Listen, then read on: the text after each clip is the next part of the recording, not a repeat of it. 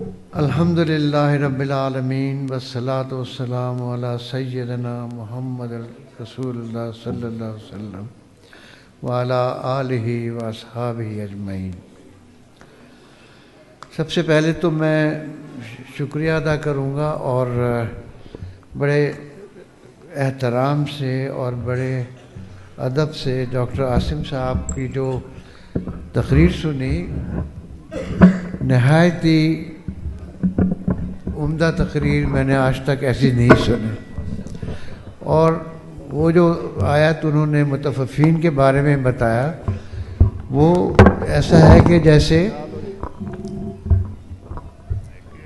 ہماری آنکھیں کھول دی ہیں، مطلب دیکھنے میں اور پڑھنے میں بڑی عام سی آیت لگتی ہے، لیکن اس کا جو مطلب آج میں نے سیکھا وہ ڈاکٹر عاصم صاحب آپ کی تقریر سے سیکھا۔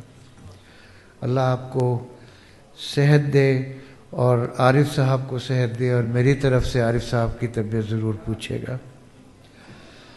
میرے بزرگوں اور میرے عزیزوں، میرے محترم مریدین سلسلہ سراجیہ، علماء کرام، اساتذہ اور طلباء اور دور دراز سے تشریف لانے والے میرے بھائیوں اور بہنوں، آج کا یہ لمحہ صرف ایک کانفرنس کا اختتام نہیں ہے، بلکہ یہ یاد دہانی کا لمحہ ہے کہ ہم کون ہیں، کہاں سے آئے ہیں اور ہمیں کہاں جانا ہے۔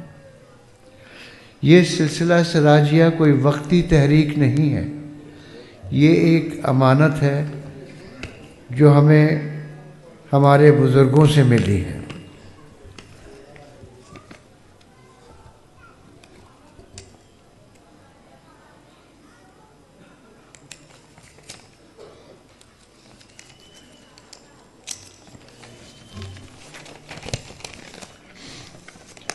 اس کی بنیاد میرے پردادا حضرت مولانا شاہ سراج الحق صاحب نے گرداسپور کی زمین پر رکھی تھی، جہاں علم و ذکر، اصلاح اور خدمت ایک ساتھ پروان چڑھے۔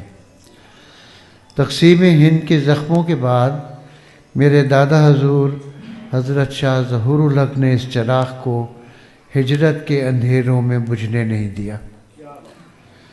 پھر میرے والد جناب منصور الحق صاحب اور میرے مرحوم چچا ضمیر الحق صاحب نے خاموشی، اخلاص اور قربانی کے ساتھ اس سلسلے کو آگے بڑھایا جو اب تک چل رہا ہے۔ آج اگر یہ قافلہ چل رہا ہے اور اگر یہ نام زندہ ہے تو یہ ہماری وجہ سے نہیں ہے، یہ ان پاک دلوں کی دعاؤں کا ثمر ہے جو مٹی میں سو چکے ہیں مگر آسمان میں زندہ ہیں۔ میرے پیارے بھائیوں، یہ سلسلہ صرف بیت کا نام نہیں ہے، یہ سلسلہ صرف خانقاہ کا نام نہیں ہے، یہ سلسلہ کردار کا نام ہے، خدمت کا نام ہے، اور یہ سلسلہ انسان کے دکھ کو اپنا دکھ بنانے کا نام ہے۔ آج اللہ کے فضل سے ایسے ادارے چلا رہے ہیں جہاں غریب کا بچہ بھی عزت کے ساتھ تعلیم حاصل کرتا ہے۔ لڑکوں اور لڑکیوں کے اسکول اور دارالعلوم جہاں دین و دنیا کی تعلیم مفت دی جا رہی ہے، اور وہ خدمت جو خاموشی سے دلوں میں دعائیں بن جاتی ہیں، اور مفت آئی کیمپس جہاں میں اور میرے صاحبزادے ڈاکٹر حارث اندھی آنکھوں کو روشنی لوٹاتے ہیں۔ یہی تو تصوف ہے، یہی تو دین کی روح ہے کہ کسی کا درد کم ہو جائے، اور اس میں ہم لوگ بہت کوشش کرتے ہیں کہ کاش ایسا ہو کہ کوئی ہماری جماعت کا بندہ کسی کو کوئی دکھ نہ ہو، اور ہم اس قابل ہوں کہ ہر دکھ کا مداوع کر سکیں اللہ کی مدد سے۔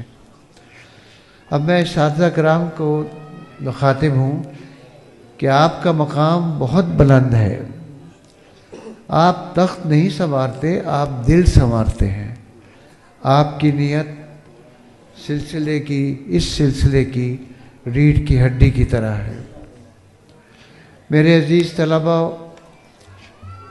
علم حاصل کرو مگر عاجزی کے ساتھ۔ یہ یاد رکھو کہ اگر علم میں عمل نہ ہو تو یہ وبال بن جاتا ہے۔ اور محترم انتظامی کمیٹی، جس میں خاص طور پر عارف صاحب، یوسف صاحب ہیں، اپنے ضمیر صاحب ہیں، اور اس طرح کے جتنے اور حضرات ہیں جن کے بغیر یہ اس پس منظر کے مجاہد ہیں، جن کے بغیر یہ سب کچھ ممکن نہیں۔ اللہ آپ کی ہر محنت کو قبول کرے۔